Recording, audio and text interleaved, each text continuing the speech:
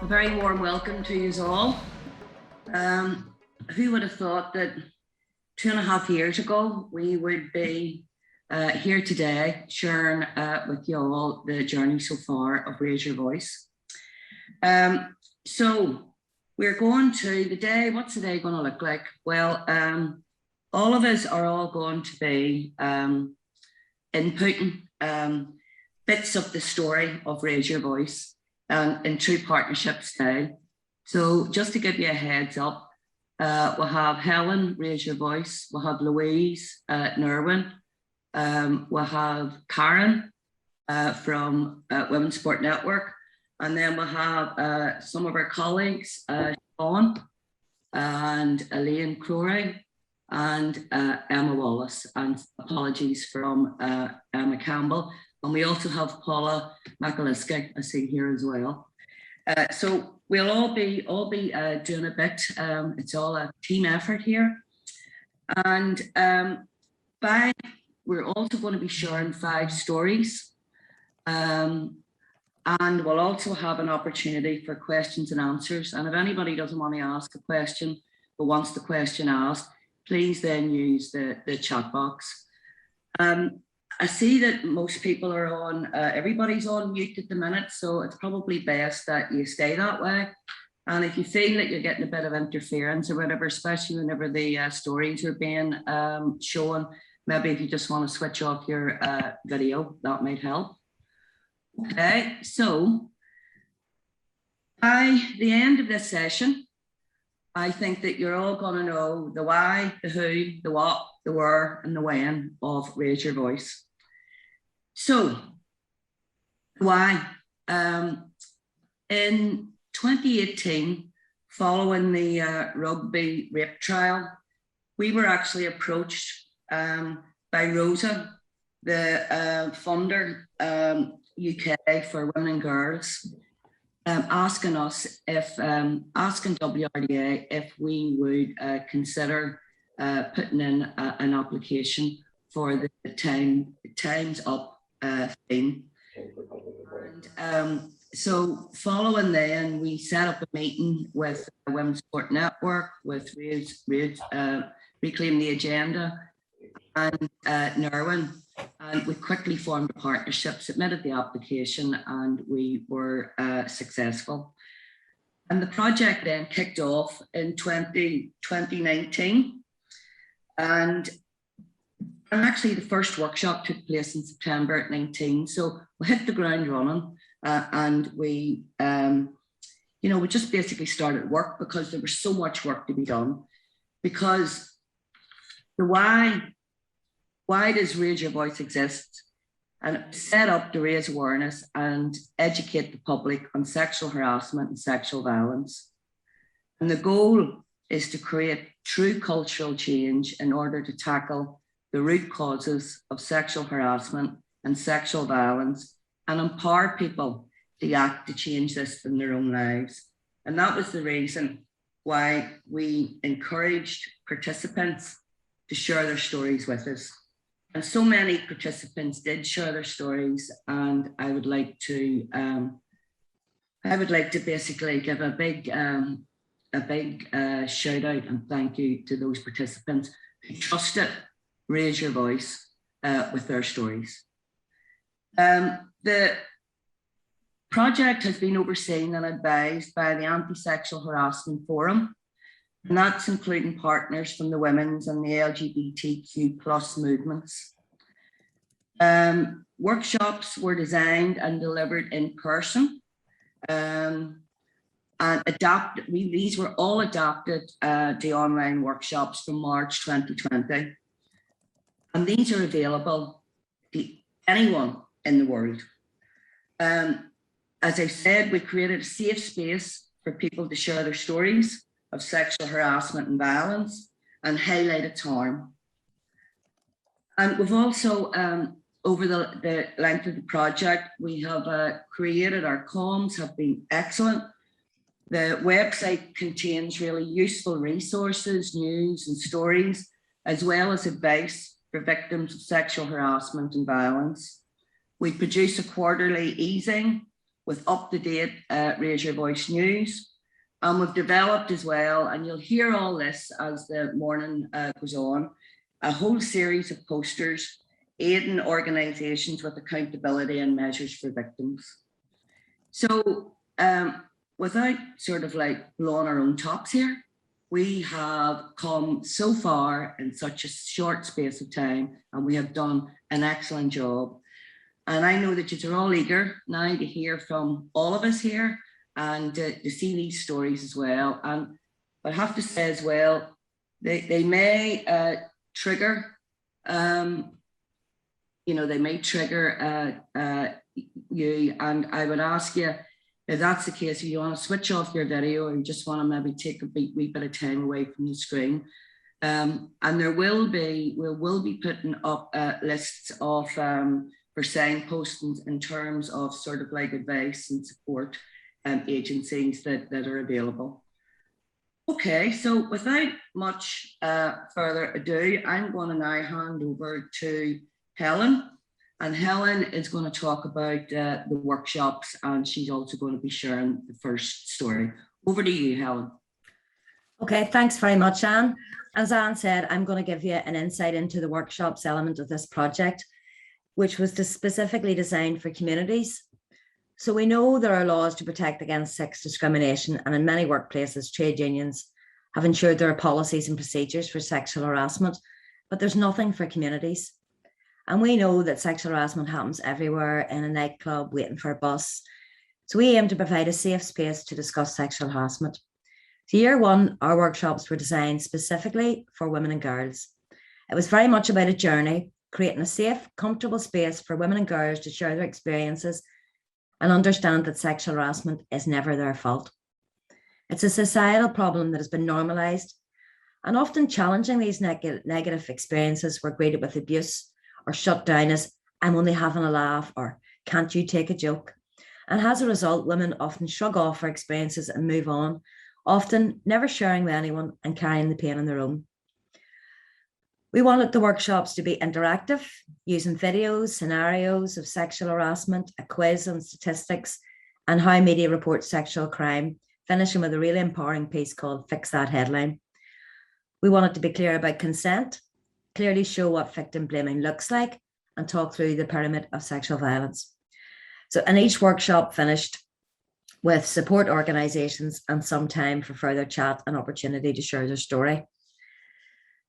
Year two was always going to be about working with men and boys, but when March 2020 and the global pandemic hit, it changed everything, and we all pressed the pause button.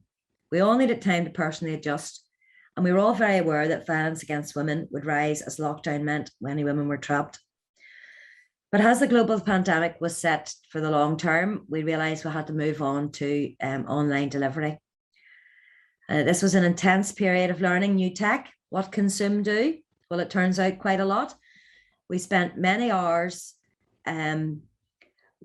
adopting the workshop, trying to keep our interactive elements and introducing polls and the chat box. Hosting online, we had to cut the time from 3 hours down to 60 minutes because 60 minutes is really the golden time online.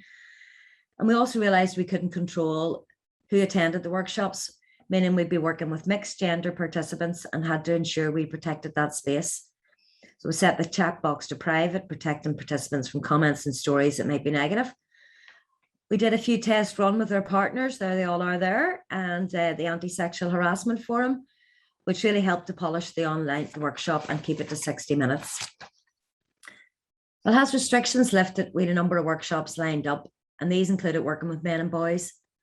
And while we'd made some adaptations, we constantly evaluated and monitored these and continued to make adjustments. It was very clear that men and boys do not have the same experiences as women and girls. They're not coming from the same place of gender inequality. So we introduced more stats to demonstrate facts like the gender pay gap and when rape became illegal in marriage. And it was a lot of new participant information for participants. There's a lot of differences working with men and boys. And while we worked to create a safe space that didn't trigger participants, it was some of the more shocking statistics that made them stop and think.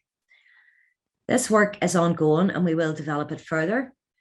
But what we do know from the workshops we did is there's a huge need for work with men and boys, and it is something we are very keen to move forward with. Share Your Story was a central pin at the start of the project. We wanted to give a voice to those who were impacted by sexual harassment and sexual violence. So we set out a number of prompt questions on our website, on the Share Your Story page, to gather what happened, when it happened, what age were you, did anybody come to your assistance? And the final question was always, what would you like to say to the person or persons who did this? Some of these stories were very disturbing, and in cases, some cases we emailed individuals providing the support information, thanking them for their honesty and bravery for sharing. The stories were anonymized by removing anything that would reveal their identity and remain faithful to the words of the person telling the story. The project had so much happening. We intended to share these stories, but there was so much happening with IWD, Pride, May Day, the 16 days of violence against women, and so many things that happened in the news that we were responsive to as well. So there never seemed like a good time. So we're delighted that today we can share them. We agreed to use Three's Theatre, who engaged with 6 actors who submerged themselves in the words and were able to recite the stories and bringing them to life.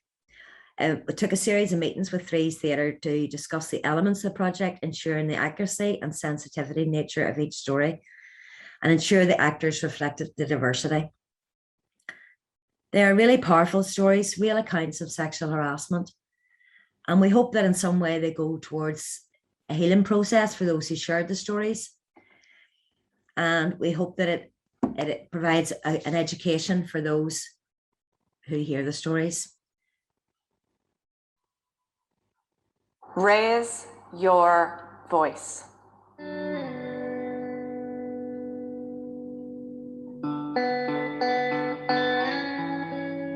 About 20 years ago, when I was 17, a friend and some others dropped me off near my house after a night out. I still had to walk quite far.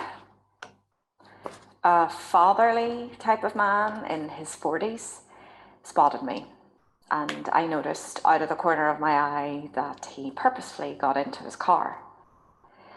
I prepared myself for an approach, and when he drove up alongside me and offered me a lift, I politely said no. He tried to convince me to get into the car. I felt intimidated. I didn't want to argue, so I lied, said, "I'm okay, I live quite close." He allowed me to walk on. I walked quickly home. I don't think anyone witnessed this happening, but it was very scary when it happened because, well, I was very trusting at that time, and it would not have been out of the question for me to have just gotten in the car and trusted him. The experience didn't make me behave differently as such, but walking in the dark anywhere or being around groups of men, particularly drunken men, can make me feel unsafe. I told no one about this at the time, but to the person who did this, I would like to say, don't be a creep around teenage girls.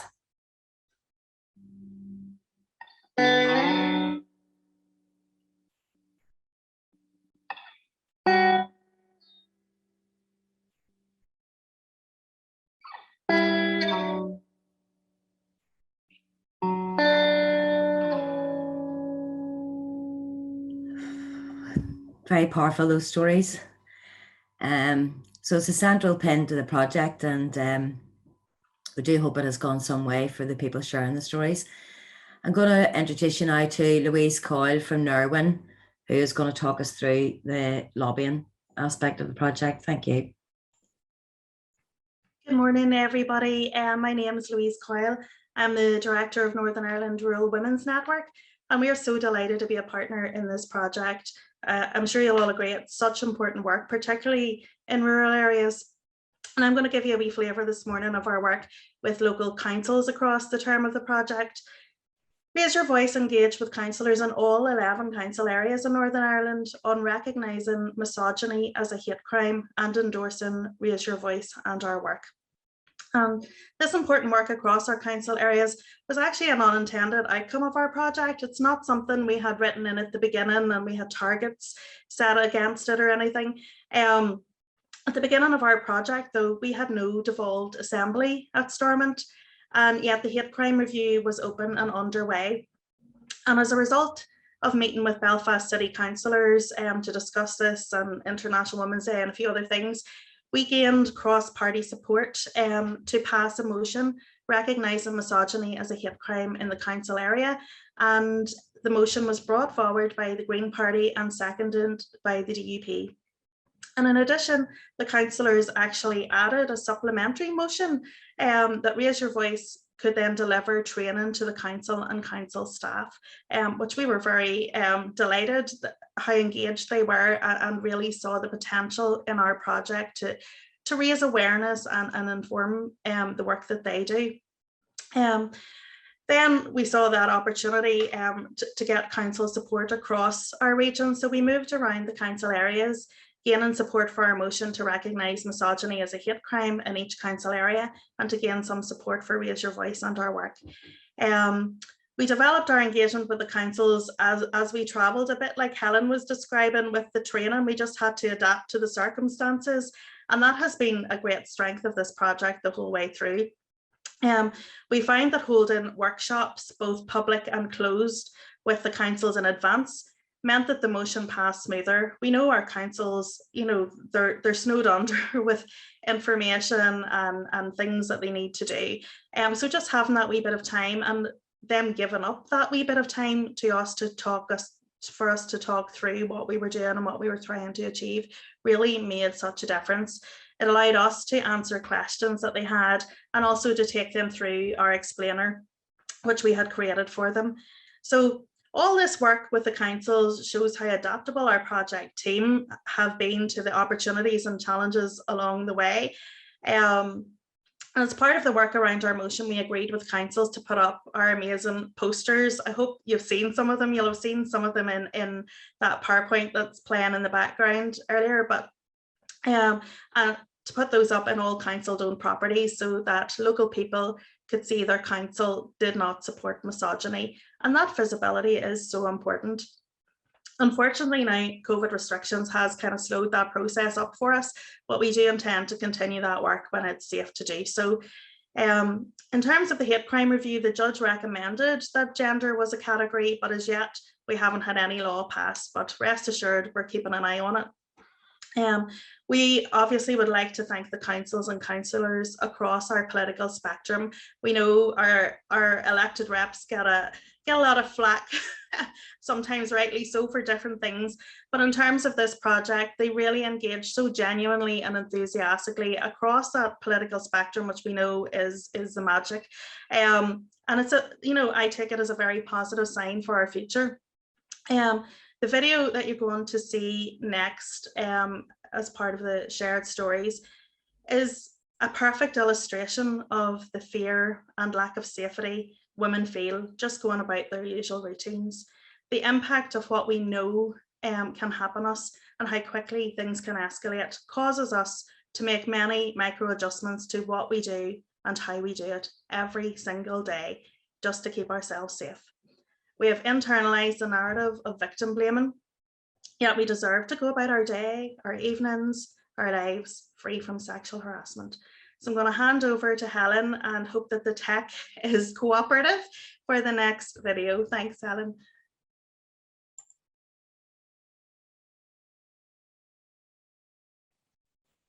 Okay, can everyone see that image, or was still on the PowerPoint? Raise your voice.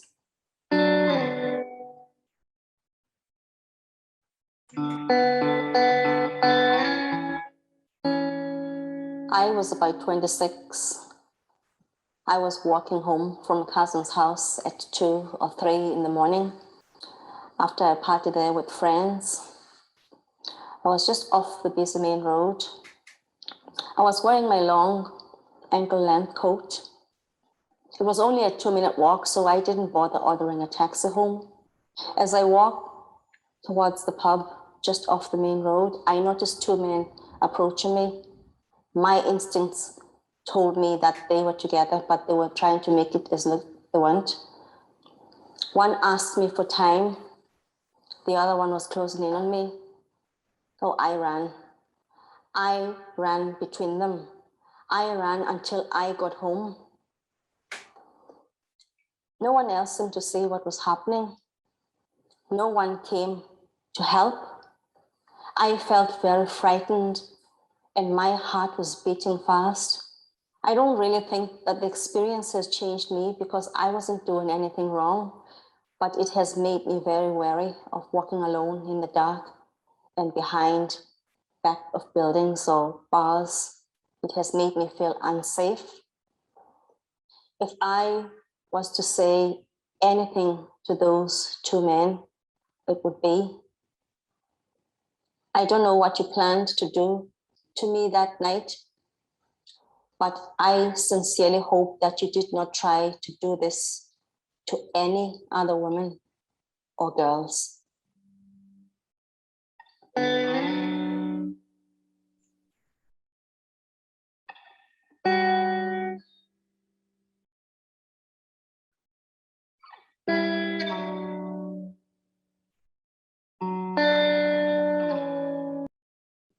We are so grateful to the women who have shared those stories with us. They're so powerful. It's quite hard to follow to follow that with any speech because it really does take your breath away sometimes, the impact sexual harassment has on women. But I would like to introduce Elaine Crory, who is the powerhouse of our team, and who is going to take you through some of our engagement across the programme in terms of public policy and trying to create that culture change. Thanks, Elaine. Thank you, Louise, and everybody else for coming. So I'm going to talk about specifically our work on consultations and policy work. It follows on neatly from what Louise was just describing. So lobbying for legislative change was always a part of the plan for Raise Your Voice. Although when we were first funded, the Assembly was on extended holiday, let's just say. And that led to us initially taking a route through the local councils. And that route turned out to be really useful and really productive. And for that reason, we ended up doing a lot more work with the councils. But as well as that, we started to do work with the Assembly as well. When Stormont resumed, there was a huge backlog of legislation. And it happened that a lot of it related to justice matters. Some of it to do with leftover work from the Gillen Review and some of it not. And a lot of it was directly related to the work of Raise Your Voice. So beginning with a review of the hate crime legislation under Judge Marinan, we spent a considerable amount of energy, both on our own and with other organisations in the sector and outside of it, mostly through the Women's Policy Group. We were working to secure legislative changes that would improve the experiences of people who experience sexual harassment or sexual violence in some way, or would in some way help to prevent that from happening. So after our work on the hate crime review, where our argument amounted to that misogyny should be recognised as a category of hate crime, and then we did that work as well to bring those discussions into council chambers across North, and we continue to work on other consultations after that. So we responded to the adult restorative justice consultation as an example. And our approach there was to reiterate the problems that restorative justice can pose for victims of gender-based violence.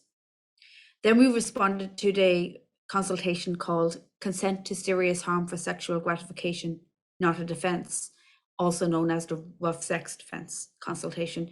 And our argument there was there really ought to be a new sexual offence brought in that can capture that space in between manslaughter and homicide that would properly address these cases, since so many of them end up being prosecuted as manslaughter, which lets the victims and their loved ones down.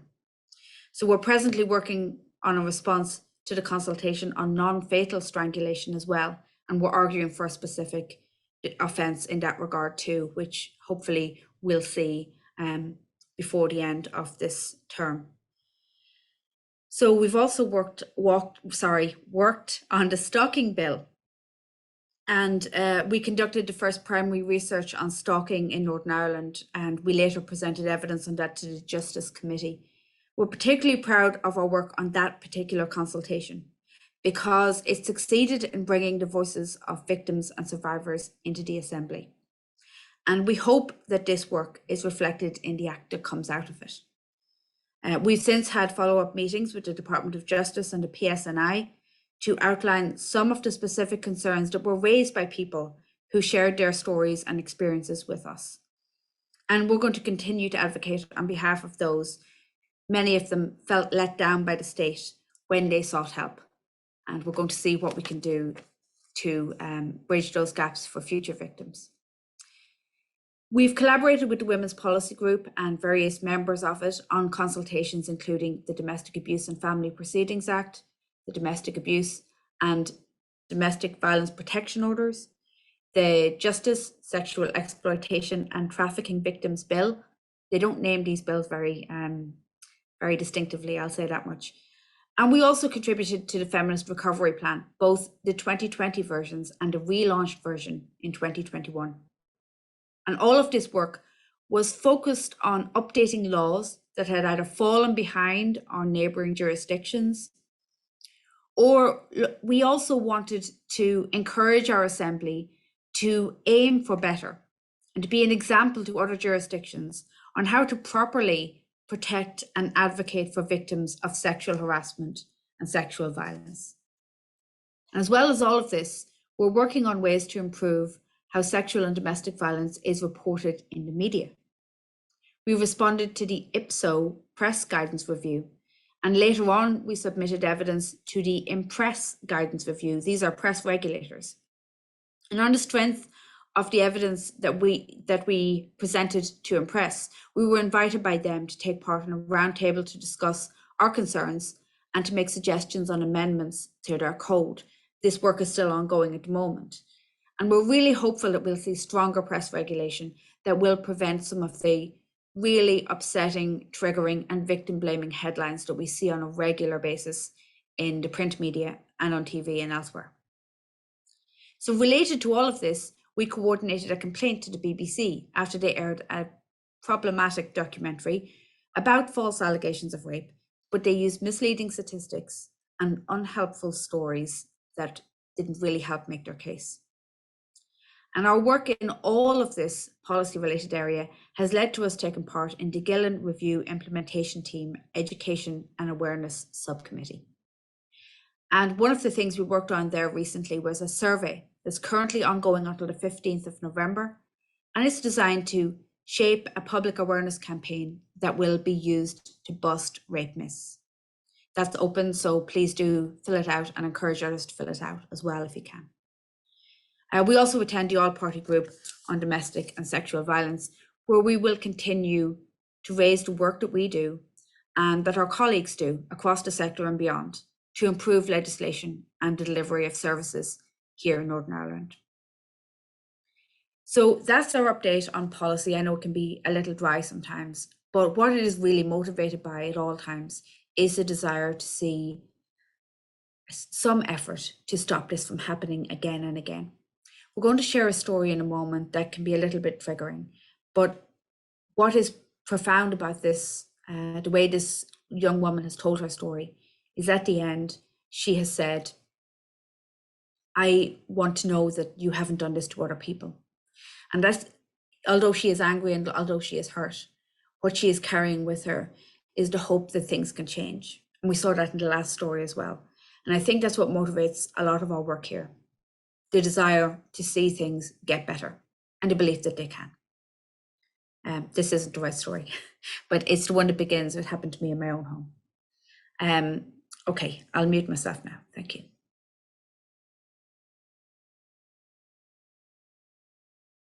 Your voice.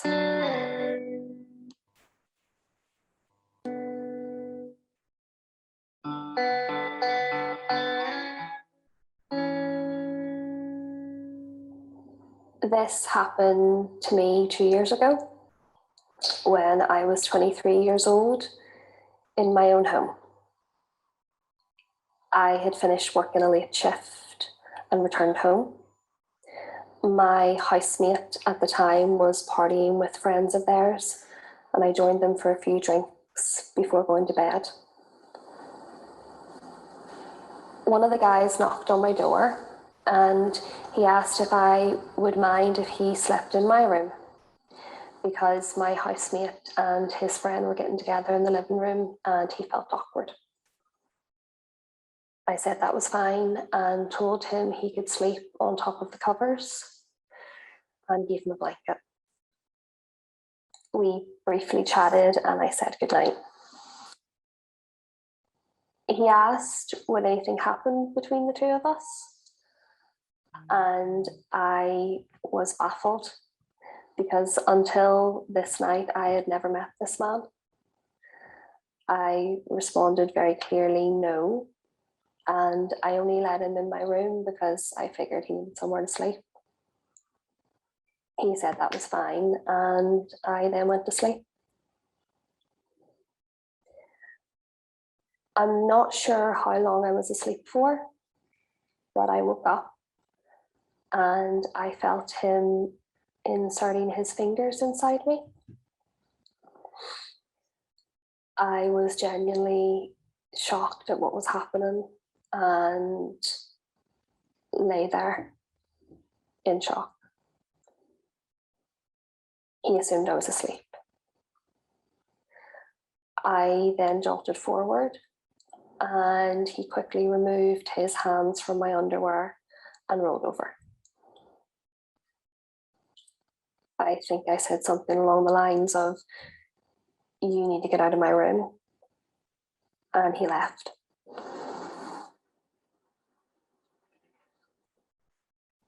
I was so frozen in shock and disbelief at what had happened.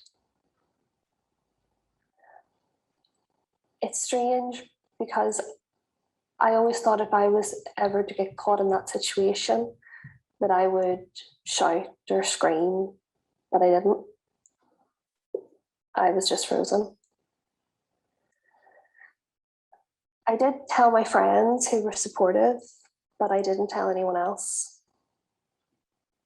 I felt so stupid for having let him in my room in the first place, and for a long time I blamed myself and questioned if it was my fault.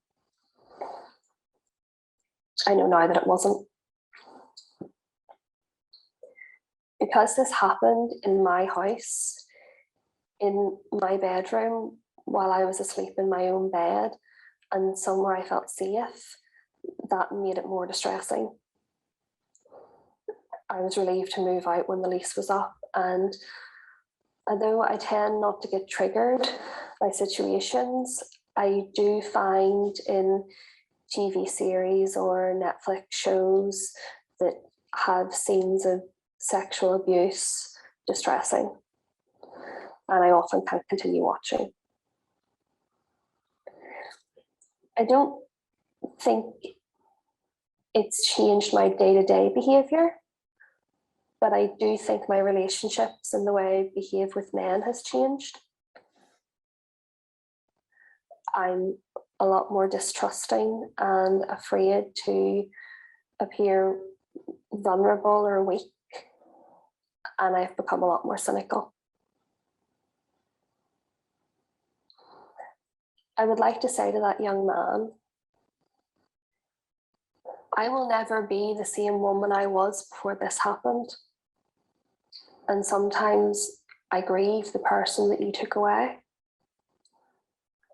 It frustrates me that you probably never gave what you did a second thought, whereas I carry that with me every day. I hate you. I hope one day I won't hate you and I'll have closure and you won't cross my mind. But most of all, I hope you haven't done that to anyone else.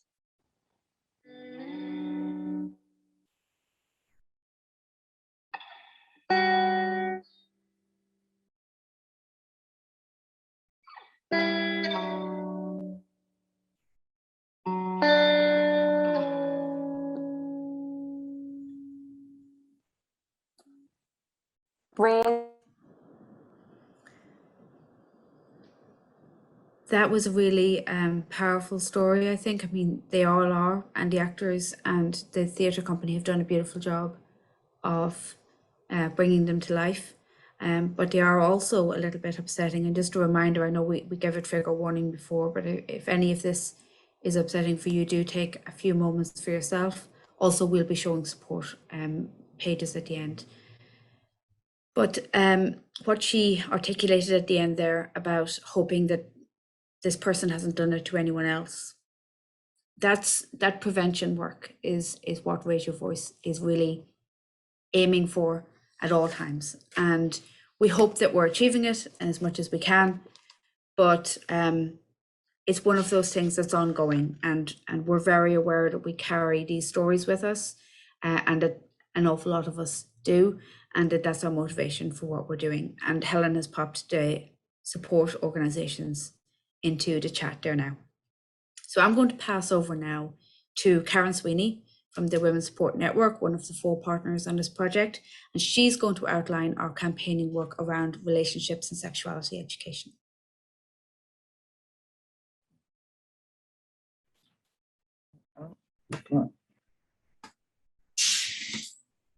Good morning, everybody, and thank you. As Elaine said, WSN have been a partner in this project, and it has been a fantastic project.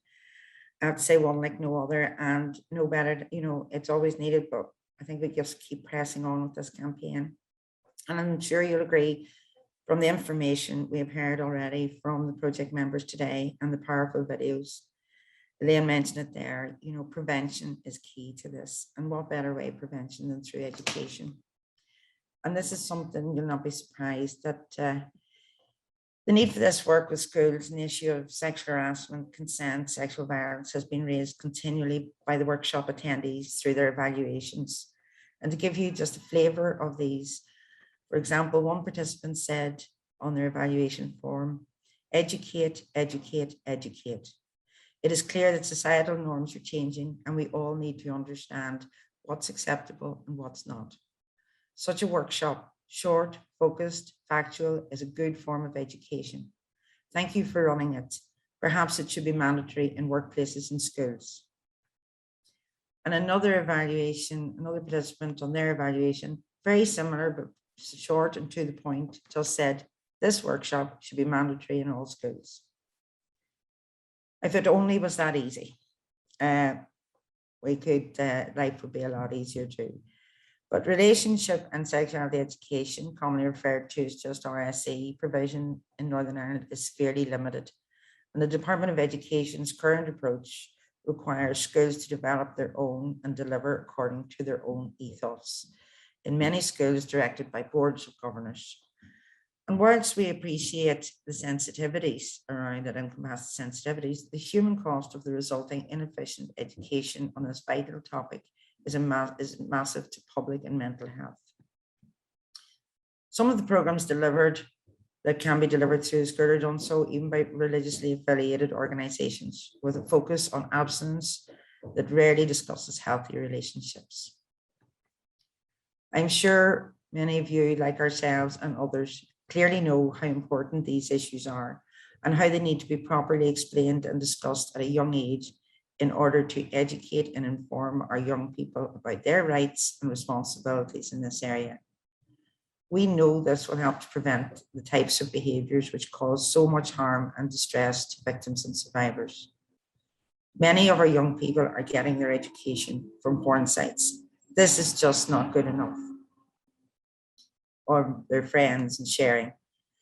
These behaviours were amplified over the last while, and especially in this year through a number of media articles and on various platforms that brought a lot of things to the fore, especially through March and April of this year. And one example of that was that we started looking was where 12-year-olds, the father discovered that 12-year-olds were sharing rape jokes. These things need to change, and we all need to push for that change. The response from Raise Your Voice was to pen, as well as all our training that we do in the workshops, was to pen an open letter to the then Minister for Education, Peter Weir, on the urgent need for compulsory, comprehensive, age-appropriate, standardised RSE in schools throughout Northern Ireland. In this letter, we cited the wide range of legislative and social support there is to bringing this change forward. These included the private members' motion that was brought to the Assembly on the 23rd of March and was supported by all parties.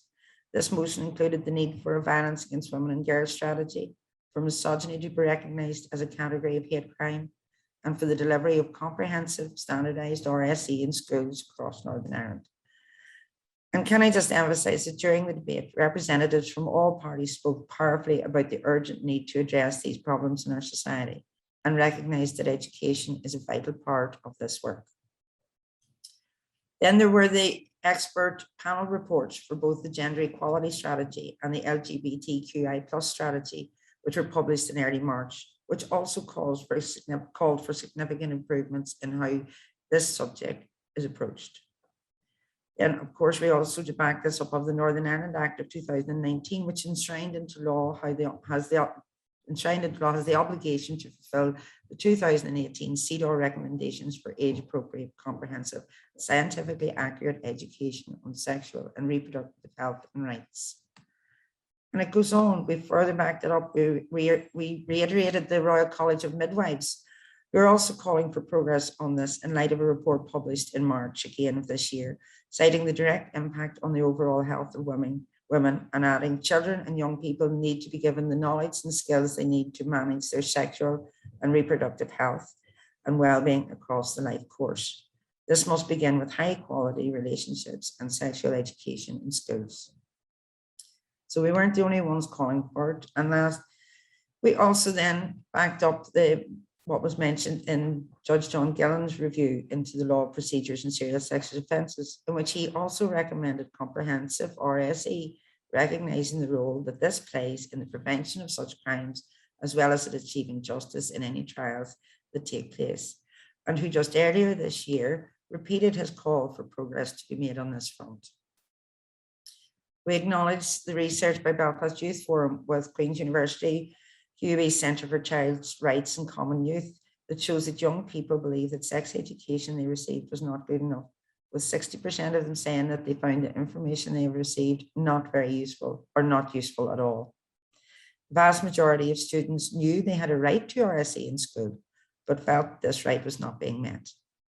The top priority that 66% of the students identified was learning about how to navigate personal relationships, with many of them stated that they wanted to learn about a range of issues as diverse as menstruation, domestic abuse and consent in a way that is inclusive of everyone.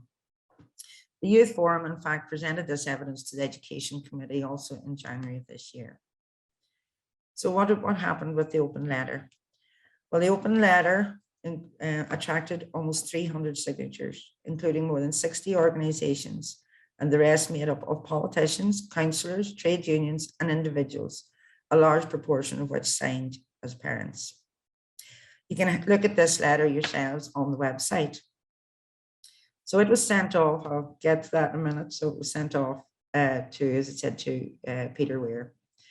At that time, we wanted to keep the issue of RSE in the spotlight and not lose momentum. So Raise Your Voice ran a successful online event on the 27th of April called Why We Support the Call for RSE in Schools, which was really successful with speakers from Rape Crisis, Northern Ireland, Unison Education France, Transgender NI, Alliance for Choice Belfast, the Northern Ireland Women's European Platform, NIWeb, the Homeless Period Belfast, and Relate NI.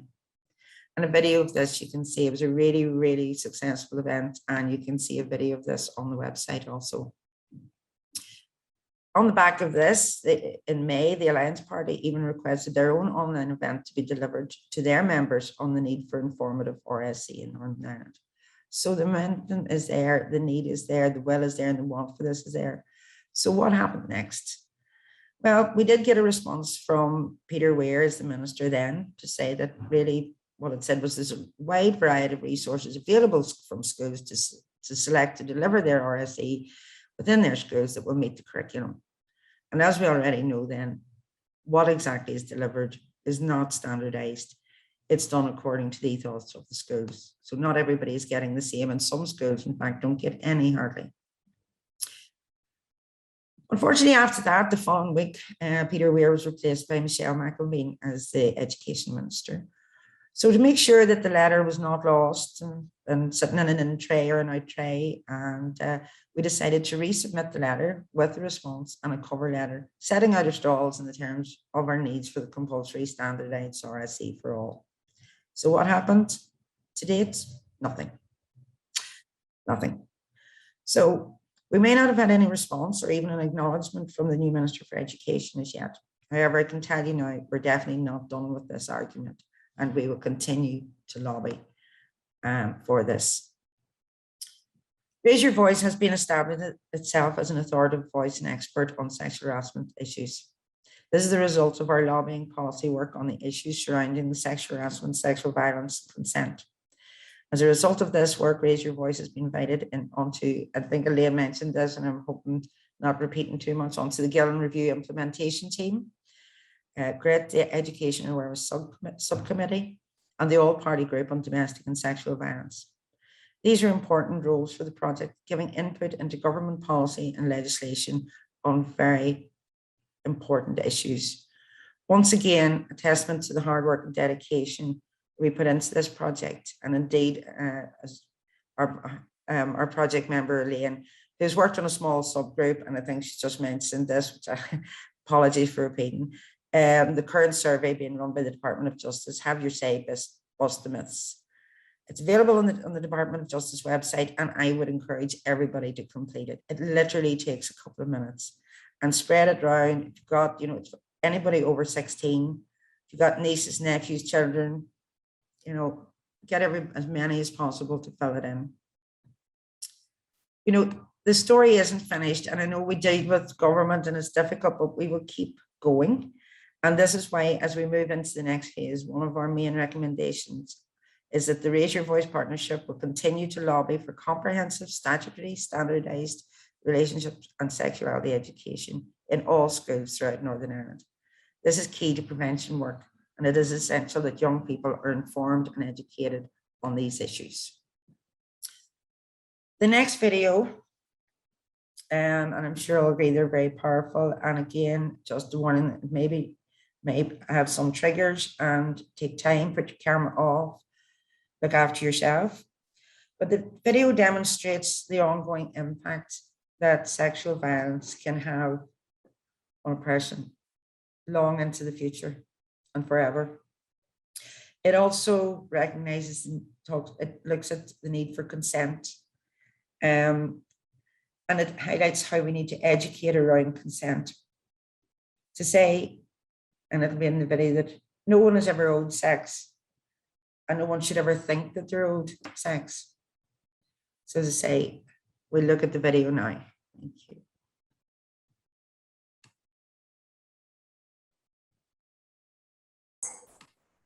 Your voice.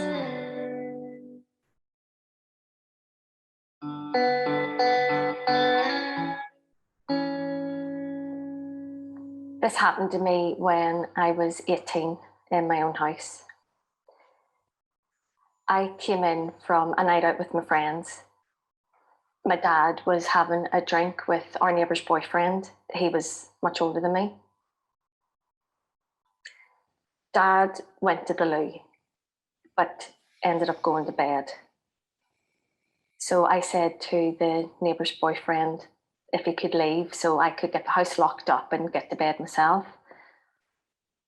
But he wouldn't go, even though I kept telling him to get out of my house. Eventually he did get up, and I remember thinking, finally he's going. But that's not what he was doing. He came over to the chair I was sitting on, and he leaned over me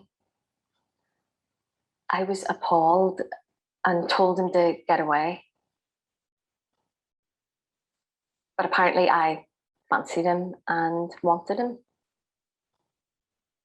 Neither of those two things were true. In fact, if anything, I didn't even like him as a person. I used to find he was a bit of a creep.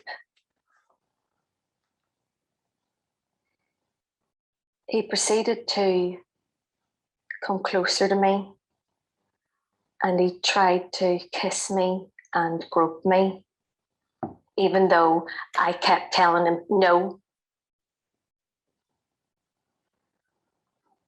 He continued to try and take my trousers down, but he couldn't get at them because I was squirming and fighting him.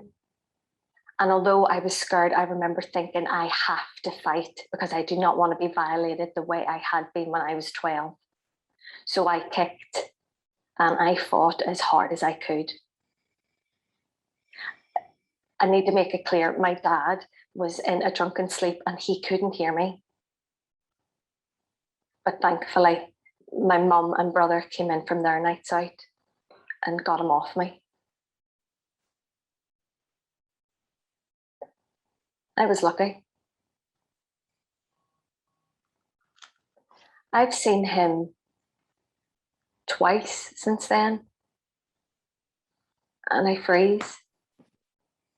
Oh, not out of fear, because I'm repulsed by him. And now I feel uncomfortable around men I'm not familiar with. Like if I get on public transport, I cannot sit near a man. And if one sits beside me, I get really on edge. And now I have bouts of poor mental health.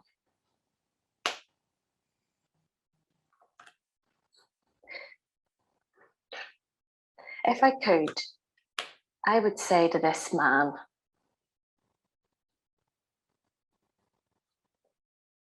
don't ever treat someone the way you treated me. You have no right to force yourself onto someone and ignore their cries of no and stop. You should never think someone is willing to have sex with you when it is clear they are not. You are not owed sex. You've made me distrust easily. You've made me anxious around men. You have affected my whole life.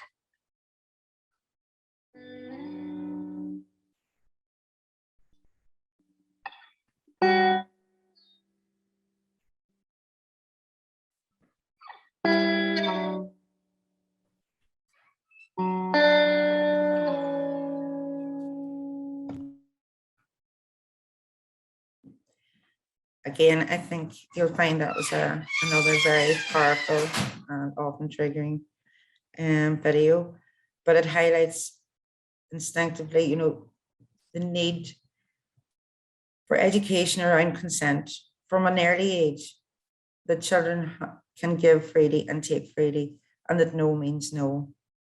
And this is why to educate our young people is so, so important, and something we will keep lobbying on and fighting for. You'll join us, hopefully. Thank you. Oh, I forgot. I've got my hand over. Sorry, I'm going to hand over now to Emma Wallace. And Emma is fantastic with our media, social media, and which I think you'll all agree. And she's going to give you an update on all of that. So over to you, Emma. Thank you, Karen. Thanks, and hi everyone, and thank you for coming. Now, hopefully you'll all be aware of our social media by now. We're on Facebook, Twitter, and Instagram. We always try to keep our posts positive, reporting on developments which contribute towards challenging the culture around sexual harassment and sexual violence. We avoid posting sensationalist stories and ongoing cases, instead focusing on solutions and education, support and solidarity at home and worldwide. We have some regular features like our Saturday slogans, and we share support posts and signposting for other organisations like Red Crisis and Victim Support, to name two. Plus, we post content about campaigns like Sexual Violence Awareness Week and the 16 Days of Activism Against Gender-Based Violence. Our social media presence has steadily grown this past 2 years. We now have over 800 followers on Facebook. That figure jumped after Elaine's TV appearance last week. Over 1,300 on Twitter and over 1,100 on Instagram. These figures rise every single day, which I love to see. Our website has an archive of our work so far.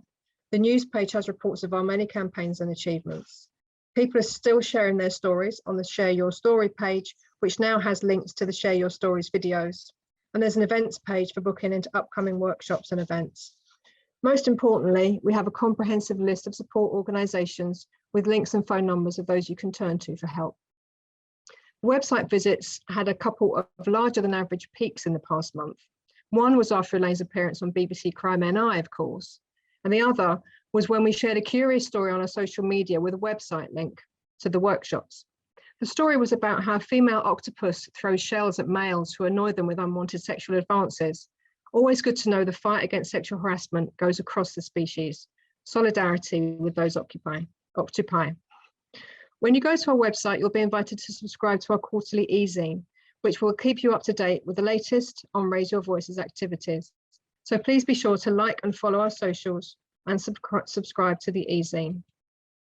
Our social media is where we ask for help with some of our activities. We may ask our followers to contribute to a consultation like the current one on busting myths about sexual offences, a consultation Raise Your Voice took part in developing. We do like to give people the opportunity to make a difference. All our voices must be heard. I can't speak about Raise Your Voice communications without mentioning someone who's been key in all this, but unfortunately can't make it today. Emma Campbell, who does our design. Yeah, she's the one responsible for our cute mouse and the boxer shorts, among other things. We're lucky to have her on the team. Our next video in the Share Your Stories series is a bit of a difficult watch, so huge trigger warning here. It speaks about abuse in the home from this perspective of a child looking on and shows the huge impact this has. Domestic abuse does not come from nowhere. When you examine the period of sexual violence we show in our workshop, you can see that it's the everyday behaviours like street harassment, sexist banter, and sexist attitudes that underpin and encourage the more violent actions. We need to keep picking apart this pyramid and showing the less frowned upon behaviours for the damage they cause. So here is the actor Jessica Samoy Plunkett voicing the words of this survivor. I'll hand over to the video. Raise your voice.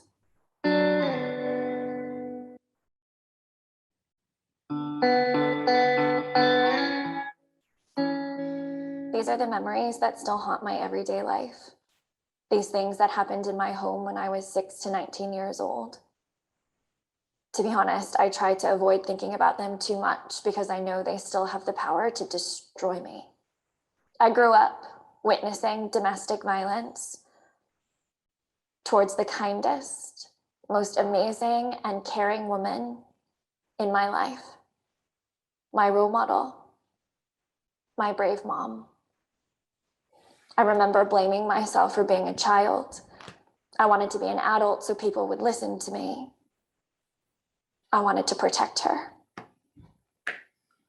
to stop the screams, trying to raise my voice over theirs, an 8-year-old me shouting at my dad, begging him to leave her alone. It didn't work. My mom and I never knew if my dad was coming home or not. So when we were setting the dinner table, we had this secret, superstitious belief that if we didn't set a place for him, he would definitely come home. So we always set a place for him, hoping his seat would stay free. It was a comforting thought and a simple part of our everyday routine. One time, I remember standing at my open front door facing the policeman the neighbors had called. We pretended to be a happy family, me, my dad, and his mistress, while my mom was lying on the kitchen floor. I remember feeling lost and not understanding anything. I remember the scream, the blood, the fear. I remember feeling absolutely powerless. My dad is very good with words. He knows perfectly how to use their manipulative power, how to use your weaknesses for his benefit. I remember the very long and exhausting conversations they had and the ones he later tried on me. I remember feeling emotionally wasted, extremely fragile and exhausted from the words that he dared to say to me. The insults, the humiliation. I kind of feel like I understood what it must have been like for my mom all those years, and the thought of the injustice that she faced just kills me. She did not deserve this unfair life, and the thought of it makes me sick. I've been carrying around this with me my whole life, and I never really talk about it. And it affects my daily life too. I mean, I can be so impulsive and even mean in some of the word choices that I make, although I am constantly working on myself to not reproduce my dad's behavior. It is still painful. I am still angry. When you experience a trauma, it follows you like a shadow. These are my weaknesses, and they shaped the person I am today, the way that I see life and relationships. But these memories are also my strength. I take my energy from them to stand for justice. I saw things that a child should never see, and I want to make sure it doesn't happen to anyone else.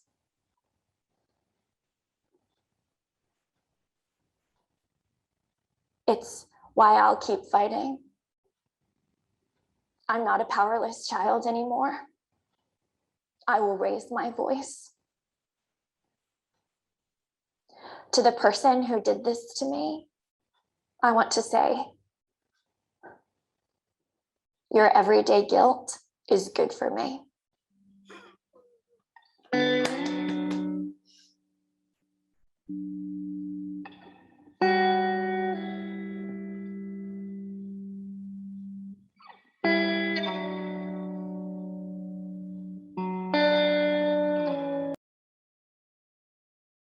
So huge thanks to Accidental Theatre and Three's Theatre and the amazing actors who voiced those videos, which were all verbatim from our Share Your Stories. The only thing was that they've been anonymised if there was any identifying features in, but apart from that, they're exactly as they were told to us. So thanks everyone for that. I'm now going to hand you over to Siobhan Harding, who will tell you about the evaluations that she prepares for each of our sessions and all the data that she collects and the quotes that she collects, which have been really useful to the social media as well. So thanks to Siobhan. I'll hand you over to her now. Thanks for listening. Thanks, Emma, and hello, everybody. As Emma said, I'm Siobhan and I work for the Women's Support Network, and I'm so proud to be involved with this project. I'm going to speak briefly about the evaluations for Raise Your Voice. So Raise Your Voice was evaluated continuously throughout the project rather than at the end of each year. The evaluation questionnaires were provided to all the workshop participants, both in person and online after each workshop. We also did some direct observation evaluations during a number of the in-person workshops with men and boys to help tailor the delivery to them. In addition, evaluation interviews were held with the project's trainers, the partnership and the Anti-Sexual Harassment Forum. The results of all these evaluations have been continuously reviewed and shared with the trainers, partnership and forum on a regular basis to inform the work of the project going forward. You've already heard the many, many successes of Raise Your Voice, so it won't surprise you to know that the results of the evaluations were overwhelmingly positive. They bore out the value of the project, the quality of the workshops, resources, and the training, the demand for the project, and its successes raising the profile of sexual harassment and sexual violence in Northern Ireland. Raise Your Voice is a successful project which has delivered on its stated aims and targets. It has met a need that has existed for some time for information and awareness raising in the areas of sexual harassment, consent, and sexual violence. It has centred itself as an expert in these areas and is respected for its knowledge and opinions. It has become a recognisable brand with striking graphics, as you can see from the slideshow there, and a successful and engaging website and social media presence. The evaluations have shown that there is an obvious need for work in these areas to be mainstreamed and placed on more sustainable footing so that this work can continue to grow and develop. The project has also produced and worked on a project achievement report, which highlights the key facts, successes, and future plans for the project, including many of the quotes from the evaluations. The link to this document will be available in the chat box, and it is also available on the website for you to have a look at. I just want to finish by reading out a couple of the quotes from the evaluations, which very much helped to bring it and the project to life. I'm so surprised at how much there was to learn, and the workshop has made me reevaluate a lot of situations I have experienced. I feel very empowered and empathetic. I felt it was held so well. I felt safe to be open. I like how we were kept anonymous, yet still had our voices spoken and heard. You could tell that the facilitators were passionate about the delivery of the subject. Strongly recommend for youth groups, schools, colleges, councils, places of work, etc. Everyone should participate in such workshops. Fantastic. Thanks so much. Great trainers who were well informed, approachable, and compassionate. Really good points were made and the resources were helpful. Would recommend to everyone, as it is important for everyone to learn about consent. And Kelly had asked in the chat box there for quotes for men and boys showing the impact of the workshops, so that this is one of those. I recognised some of my own actions in the past in the examples that were used, something I'm very ashamed of and made me feel uncomfortable. However, this is not a negative aspect of the workshop. It is vitally important that myself and men like me are able to recognise these instances and aspects of our behaviours so we can change them. The Raise Your Voice project has so much value, both at a personal level for me and for more broadly. Internalising these experiences as an individual is so destructive, crippling, and painful. The culture of misogyny and harassment is real, and I'm so glad and relieved it's starting to be acknowledged and addressed. Up until recently, it felt very taboo. Talking about this stuff was seen as attention-seeking, exaggeration, or neurosis. A reflection of the person who experienced it, rather than being indicative of the dominant culture. I'm very grateful that you have provided a space to do this anonymously and with the active intention of changing the culture. So that's a summary of the evaluations, and if you have any comments that you want to put into the chat box about the evaluation, please go ahead and do so. I will now pass you back to Anne, who is going to talk about the future of Raise Your Voice. Okay, thank you, Siobhan. And thank you to all our partners who have spoken today. So, where are we now? Well, we have achieved so much in the past 2.5 years. And although we're closing the door on phase 1, we're certainly not going away. We're commencing phase 2. And what we're planning to do is the following. Well, first of all, we had the funding from Rosa, that was up to the end of June this year. And I know that there's a will to, to keep this really important work going, but at the same time, we couldn't do it in fresh air. So to date, what we have done is we put in a proposal to Rosa, and just last week, we were informed that we've secured an extra 40,000, which is absolutely fantastic. We also, I think it's part of the work that we have done, in particular with Belfast City Council, without even asking for any money. They give us 3,000 to continue our campaign, particularly the RSE campaign in schools. Now, 40,000 isn't going to take us too far. So what we need to do is identify a potential funder that would give us maybe 3 to 5 years funding. And we think we have done that. We think that the big lottery is that potential funder. However, what we have been doing over the summer is basically getting our ducks in order. So we have spent some time and we have produced a strategy, a 3 to 5 year strategy. And that is going to, what we want to do is we want to further develop the workshop for men and boys.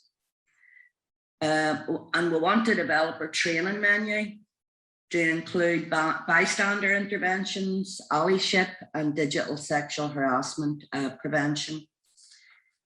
We want to continue to amplify the voices of those impacted by sexual harassment and sexual violence. We want to continue to lobby for comprehensive, statutory, standardised relationship and sexuality education, RSE, in all schools in Northern Ireland.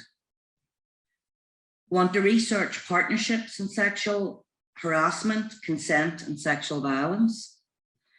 We want to further develop our website and simplify navigation and access to the resources and our connectivity to our social media platforms. And we want to continue to work with local politicians, decision makers, and others to raise awareness and lobby for change. And really, to do all this, we would really like to develop and increase our work with the Anti-Sexual Harassment Forum, and would like to increase the membership of that. So, as you can see, we have an ambitious piece of work ahead of us here, but we can do it. And we would encourage all of you here today, if you're not already part of the project, to get on the website, find out how you can connect up with us. And if you are working for an organisation, we would encourage you to consider membership of the Anti-Sexual Harassment Forum. So at this stage, I am going to open it for the Q&A session. And I know that there have been some questions that have come into the chat box. Helen, is there any there that we want to kick off with? And in the meantime, if anybody wants to ask a question, if you can raise your hand, and partners, if you can just keep an eye out for hands being raised in case I haven't got two screens here. Okay, so I can't see any hands raised at the minute. So Helen, are there any questions in the chat box? Yeah, someone has asked a question, how could they get involved with the Anti-Sexual Harassment Forum? And is that forum open to everyone? And if it's not, well, how else can they get involved?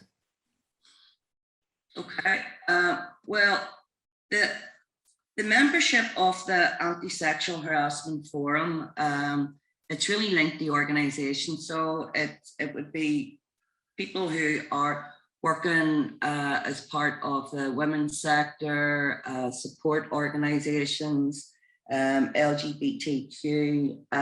etc. However, if you're not in that position, you can always get involved with the project. You know, go onto the website, sign up for the easing. There are also a lot of resources that are on the website.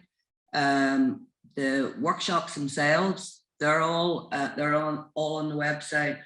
As Siobhan has mentioned there earlier, the project achievement report is on the website, and there's lots more information. So please do that if you're not already involved with Raise Your Voice.